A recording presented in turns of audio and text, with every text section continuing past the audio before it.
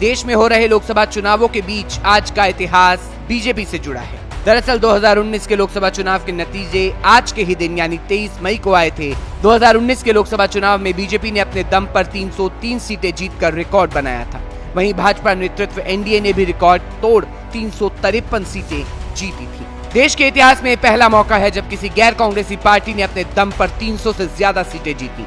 वहीं पंडित नेहरू और इंदिरा गांधी के बाद नरेंद्र मोदी तीसरे शख्स बने जो लगातार दूसरी बार पूर्ण बहुमत के साथ केंद्र की सत्ता में पहुंचे। 2019 के लोकसभा चुनाव में बीजेपी को 37.36% तो एनडीए को 45% शेयर मिला।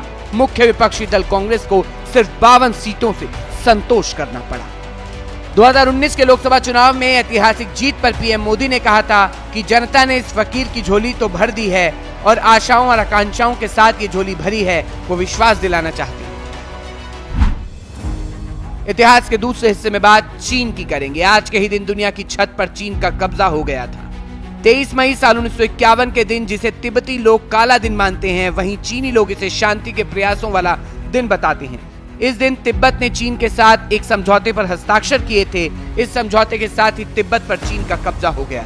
दरअसल मीडिया रिपोर्ट्स की माने तो चीन और तिब्बत के बीच विवाद बरसों पुराना है। चीन कहता है कि तिब्बत 13वीं शताब्दी में चीन का हिस्सा रहा है, इसलिए तिब्बत पर उसका हक है। तिब्बत चीन के इस दावे को खारिज करता रहा। 1912 में तिब्बत के 13वें धर्मगुरु दलाई लामा ने तिब्बत को स्वतंत्र घोषित कर दिया।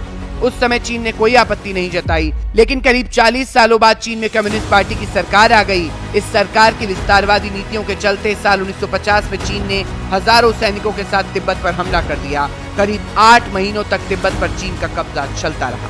आखिरकार तिब्बती धर्मगुरु दलाई लामा ने 17 बिंदुओं वाले एक समझौते पर हस्ताक्षर किए। इस समझौते के बाद तिब्बत आधिकारिक तौर पर चीन का हिस्सा बन गया।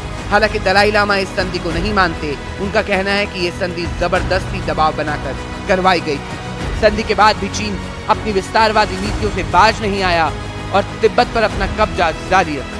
इस दौरान तिब्बती लोगों में चीन के खिलाफ गुस्सा बढ़ने लगा। साल 1955 के बाद पूरे तिब्बत में चीन के खिलाफ हिंसक प्रदर्शन होने लगे। इस दौरान पहला विद्रोह हुआ जिसमें हजारों लोगों की जान गई। मार्च 1959 में खबर फैली कि चीन दलाई लामा को बंधक बनाने वाला है। इसके बाद हजारों की संख्या में लोग दलाई लामा के महल के बाहर इकट्ठे हो गए। आखिरकार एक सैनिक के वेश में दलाई लामा तिब्बत की राजधानी ल्हासा से भागकर भारत पहुंचे। भारत सरकार ने उन्हें शरण दी। चीन को ये बात पसंद नहीं आई। कहा जाता है कि 1962 के भारत चीन युद्ध की एक बड़ी वजह ये भी थी। दलाई लामा आज भी भारत में रहते हैं। हिमाचल प्रदेश के धर्मशाला से तिब्बत की निर्वासित सरकार चलाते हैं। इतिहास के तीसरे और आखिरी हिस्से में बात करेंगे मिसाइल पृथ्वी 2 की। भारत ने सतह से सतह पर मार करने वाली मिसाइल पृथ्वी 2 का सफलतापूर्वक परीक्षण साल 2008 में किया।